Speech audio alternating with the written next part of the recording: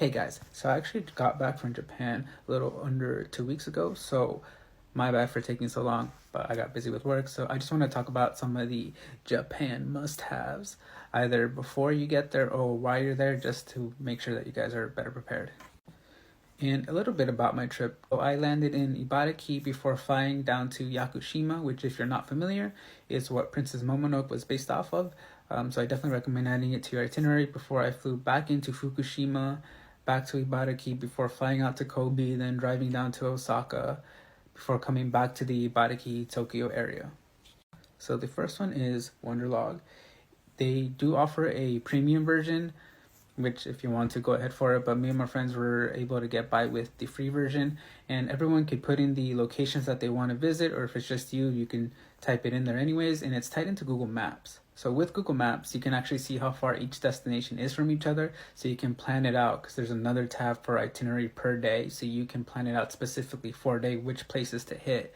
So I found that super useful. We all found that super useful. And then there's also expenses. So if you're going with friends, whether you're splitting it 4 ways, 3 ways, or just 2 people are paying, it breaks it down for you. So it's super easy to plan with everyone and coordinate. The other thing I want to talk about is the mobile Wi-Fi spot. I did see another creator on here say that there was a long line, and while that is true of some specific locations, when I landed, there is more than one spot to get a mobile Wi-Fi spot. So there's multiple areas, and one in particular didn't have a line when I arrived, so me and my friend just walked in, signed the papers, picked the plan, and we were out the door. And I definitely recommend it, just because once you leave the Tokyo area, Wi-Fi is not as abundant. So you will definitely come into zones where you're not going to have internet, and the mobile Wi-Fi spot comes in clutch. So definitely. The other one I want to talk about is Airlo. So Airlo is actually an eSIM, and I know you're probably like, bruh, you just told me to get the mobile Wi-Fi spot. Why do I need Airlo? Well, that Wi-Fi spot is going to die eventually, because it did on me. And rather than bringing a portable battery to recharge that, I kept it for my phone. Although I guess you can do both. But that Airlo, that eSIM came in clutch. Even when I went to Yakushima, the island, I got perfect reception. And it was around $26 for a 30-day plan with 20 gigs of data, which was super cheap for Japan. And if you use up that data, they actually offer you packages to get more. So highly recommend, and it's super cheap. So you can't go wrong. Now let's talk about Line. So Line in particular, I found that most, if not all, people I encountered in Japan actually use this to text.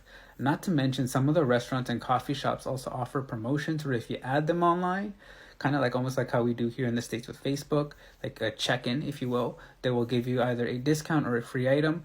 And come on, the app itself is free, and I'm not going to say no to free dessert or free coffee or a discount. Then this other one, I don't know why I put Google Translate versus deep. It is not that deep, bro. But what I meant to put is Deepl, Deepl. Anyways, one of the first nights in Japan, the menu was actually in Japanese and English, but at the same time, I had 4 friends, 3 of which actually live in the area, so they're pretty fluent in Japanese, to say the least. And we did a comparison with both Google and Deepl, and we found that the camera function on the Google Translate was more true or more accurate than Deepl, and even in terms of using the mic or texting.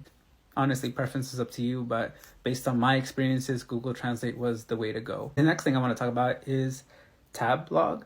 So I actually wasn't able to get the app working, but they do have a website. So I'm sure you all seen the TikToks or Reels, wherever you're seeing this, about like the Chainsaw Man Cafe or the Kirby Cafe or the Pokemon Center Cafe. So I promise you, you will need a reservation. While I was not able to get the app to work, I did just go to their website, and you can make your reservations ahead of time. So if you are going to go to the Chainsaw Man Cafe or the Pokemon Cafe, I highly recommend you reserve your spot way ahead of time, because 9 times out of 10, they are booked. And last but not least, I actually want to talk about Sika. I know a lot of other creators here have brought this up, but what I found while I was actually in Japan is no one actually told you how to set that up. And I even had my friend Arisa try to work it out for me, who is a native in terms of being able to read and speak, and she cannot figure it out. So I'm here to walk you through that.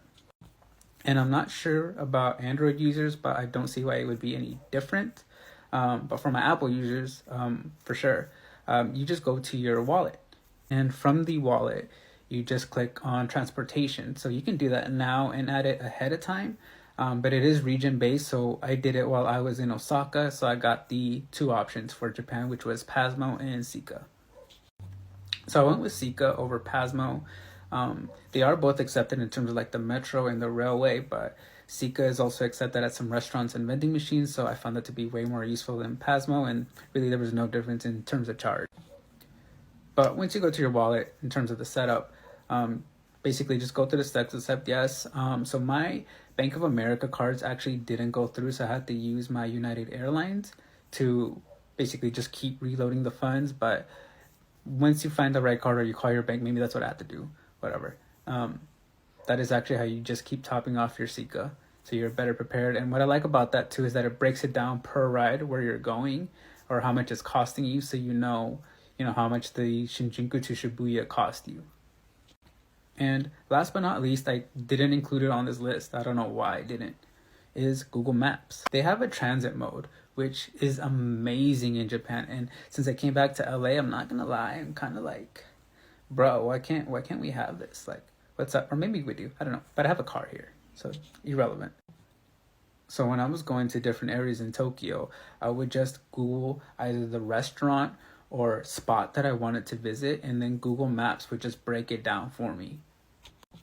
It would guide me even in terms of walking for the nearest metro entrance or the best metro entrance to try to get there.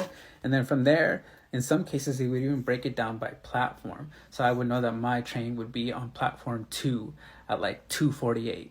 And if you're not going to make it there by the estimated time that you're going to leave, because there was a few times where I'm like, Google, I'm not going to clear like 3 blocks in like 2 minutes, man. I'm just not.